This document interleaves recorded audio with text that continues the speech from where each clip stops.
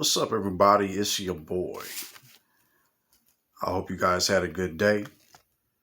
I hope everybody's safe. Uh, so for this video, I wanted to talk about the website IGN. They recently put up a video, an article and a video talking about what they believe are the top 10 Resident Evil games. Um, so I'm just going to give you the rundown. I'm going to give you their top 10, and then I'm going to give you my personal top 10 Resident Evil games. My top 10 are going to be the Resident Evil games I've played and beaten. Uh, so for their list, they put at number 10, they put Resident Evil 5. That was number 10. Number 9, they put Resident Evil 4 VR. Number 8, they put Resident Evil 6. And number 7, Resident Evil 3 Nemesis. And number 6, Resident Evil 7 Biohazard. Number 5, Resident Evil Village. Number 4, Resident Evil 2 from 98, the original. Number 3 is the RE1 remake for the GameCube. And number 2 is Resident Evil 2, the remake from 2019. And for me, no surprise, and number 1 is Resident Evil 4. Now, that's IGN's top 10. I respect their list. It's a decent list, I guess. It would make sense that, uh, Resident Evil.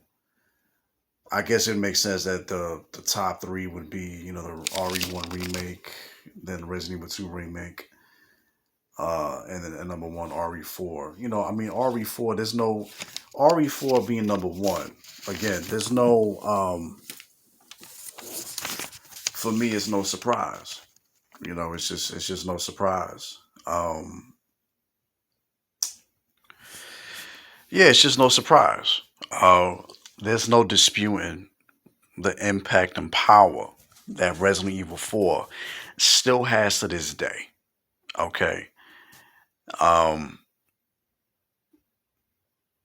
as I mentioned before in one of my videos, Resident Evil 4, it changed the game. It changed the game back when it came out in 2005. Um, it reinvented the series. The campaign is long. It showcases the best version of Leon. Um, and it's a fantastic classic title. Some people, the gamers of today, a lot of them would have problems with the fact that you can't run and gun. I don't care about that. Yes, you can run and gun and shooters today, but they needed to have some level of tension, at least for back then, when that game first came out. I think it was a combination of that. I'm not going to say, it was technical limitations, because if you play that original game, um, there's a lot of juice. Just a lot of the graphics look good, the gameplay's tight. So I'm sure they could have implemented the ability to run and, I'm sorry, move and shoot rather. Um, but it is what it is. Now, here's my top 10. My top 10, again, these are the Resident Evil games that I've played and beaten. Before I get to the list, though, I just want to say that there are some Resident Evil games I've never beaten. I've never beaten the original version of the first one or the remake. A lot of people are probably going to scoff at me for saying this, but both versions of that first game, there's just too many doors, man. There's too many doors. It the game is those both of the versions of the original. They really kick your ass if you're not careful with your ammo.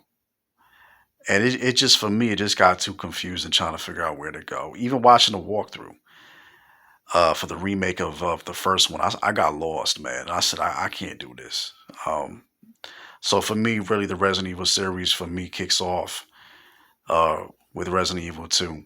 That was just a much more easier game to get into, and that's really when my Resident Evil fandom kicked in. So for number 10, I have Resident Evil Survivor.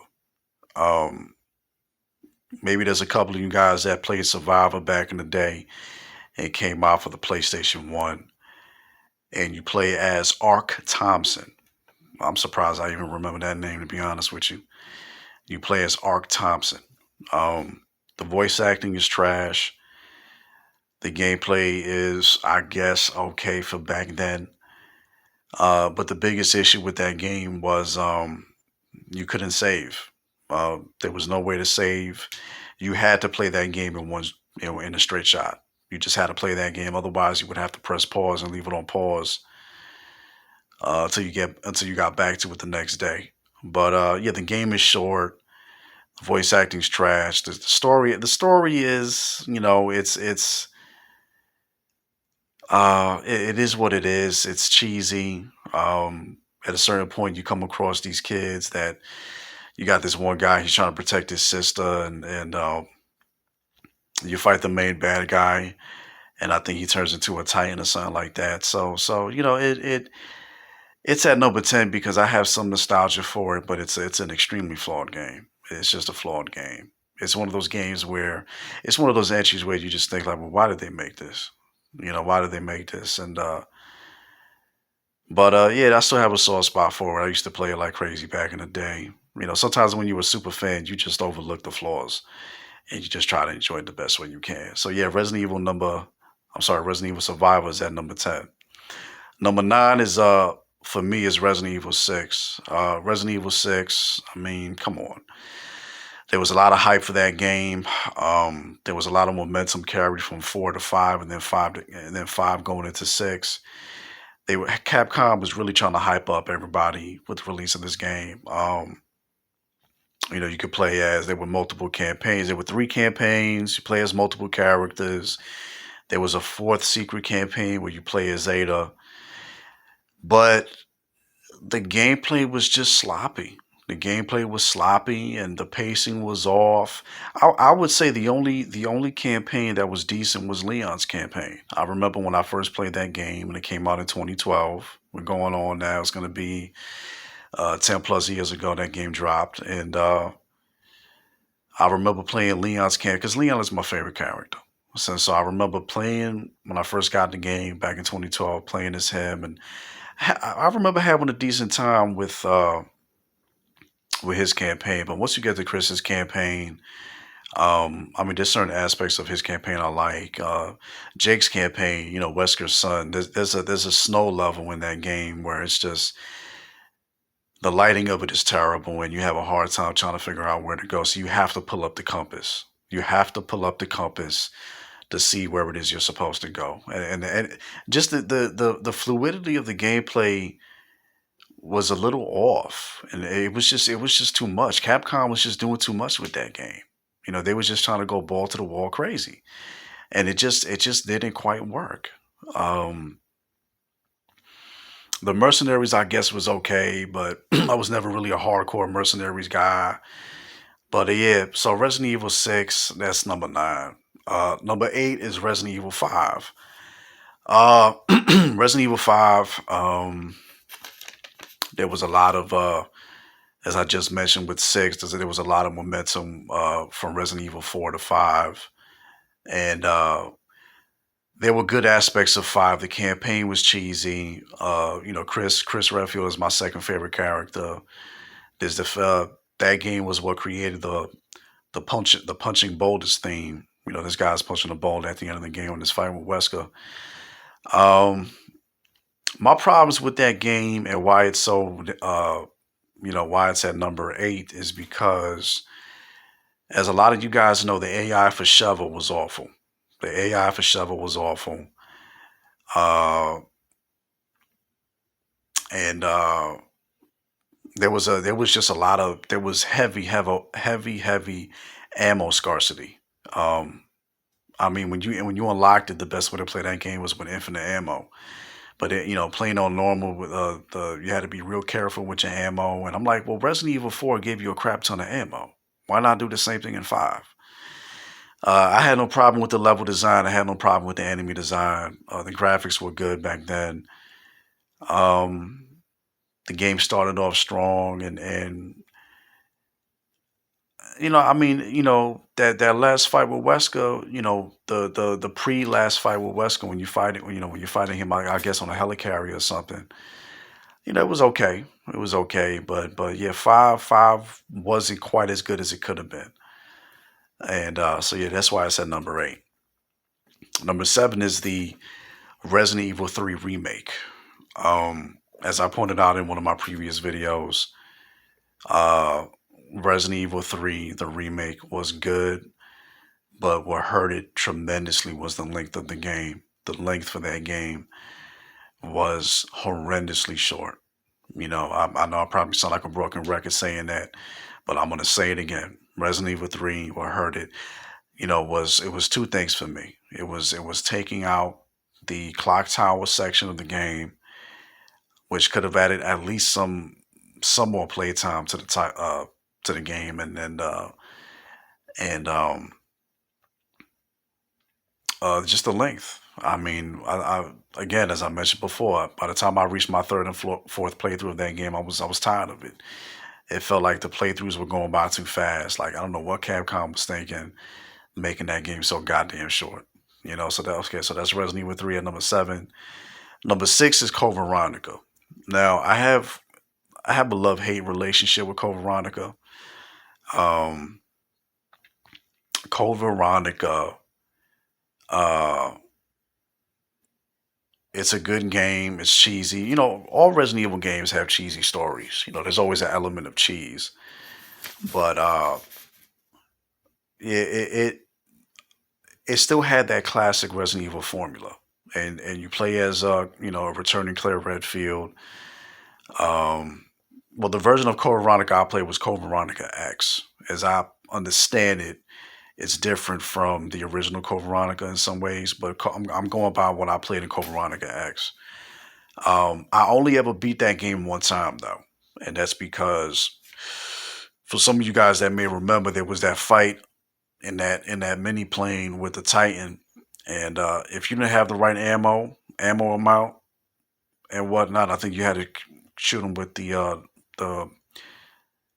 grenade slash fire launcher.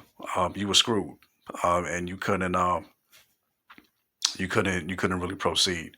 So I ended up playing that game with I think cheat codes, and that's how I beat it. But it's at number 6 because it still has that classic Resident Evil flavor. The tag controls and whatnot. And Claire is I guess my third favorite character, and it did its thing. And some people would say that was the last good Resident Evil before 4. So that's a number 6. Number 5 is Resident Evil Village for me. Resident Evil Village. I played bits. I played a little bit of Resident Evil 7. It wasn't my cup of tea, but I said, okay, let me give Village a shot. So I played Village once. I beat it once, and the campaign was fun. It was fun. It was fine. The enemies are scary. The scope of the game is good. Ethan, I guess, is a decent character.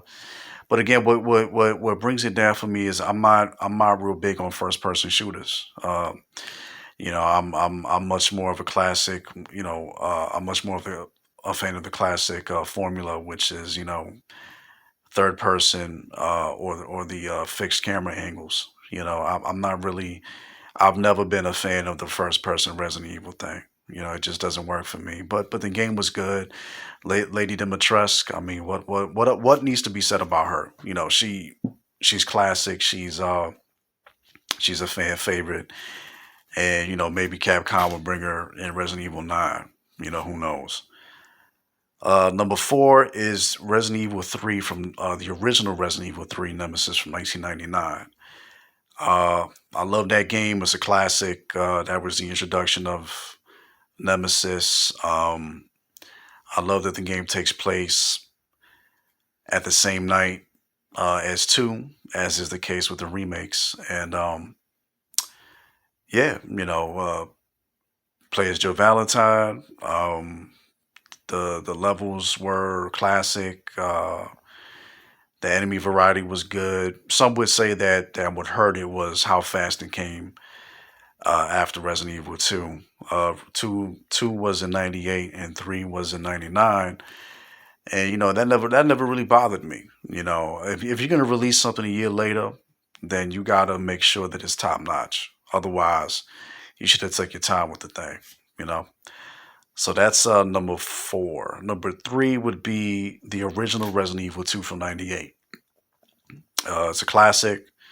You play. You could basically play four different versions of the campaign, as is the case with the remake. Two versions of uh, Leon and Claire.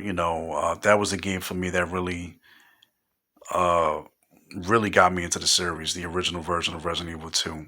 Um, it's just a classic. It's there's no disputing what that game did, taking the foundation that was in the original and expanding upon it. With new characters and the different scenarios for the campaign. So that's at number three. Number two is the remake of two. Um, uh, you know, the remake of Resident Evil 2, I think, is an absolute fucking masterpiece of a game. I have some problems with it, but it's more or less a masterpiece. The graphics are good. It takes what you remember from the original version of 2 and expands it. It kind of tweaks your expectations. Um, and it just feels good shooting zombies and watching their head explode. And then Capcom actually kind of did some of us a favor by giving us the whole infinite ammo thing. So that made the game even more fun. But that game really, really brought back some fans that kind of jumped off after Resident Evil 7. Um, yeah, because as I just mentioned, Resident Evil 7 was a good game. I watched the cutscene walkthrough of it. Don't make no mistake, even though the first person thing is not my thing, it's not my cup of tea. Um, I still do recognize that Resident Evil 7 and 8, Resident Evil Village are good games. Um, so yeah, that's at number two. Number one, I think it's no surprise, it's Resident Evil 4. Resident Evil 4 is, as I've stated already time and time again, it changed the game. It brought back some fans that might have fell off after Code Veronica or whatever. But that game, when you play that game, if you're playing that game for the first time, or you revisit it after a couple of years, it still has staying power. It's still a fun ride. Upgrading the weapons, the merchant, the enemy variety, the level variety, the length of the game. I think my first playthrough, it was with me, my brother, and our friend at the time, and all of us, it took us about, I think, 17 hours to beat that game, mostly because we didn't really know what we were doing at the time. But nevertheless, it's still a long game. Resident Evil 4 is still a long game. And I keep saying, that's I'm a real stickler for that. Not only do I want a game that's going to play good and be fun and have a very, you know, over the top fun campaign, I want the game to be long. And RE4 checks all the boxes, man. I love the over the shoulder, shooting with the reticule. I love the enemy variety. I love the tone of it. And it's going to be interesting seeing how I rank the remake of 4. After I play that game, I'm going to have to revisit my list and see where I'm going to rank it. It might be tied at number 1 or it might be at number 2. I don't know yet. So yeah, that's my personal top 10 Resident Evil list. I figured, IGN did it. I might as well do it and share my thoughts on the series and the games I'm being with you guys. And And yeah, so let me know what you guys think. Let me know if you agree with my list, disagree, and maybe you want to jot down in the comments your personal top 10, and just let me know. Anyway, catch you guys later. See you in the next vid. Peace.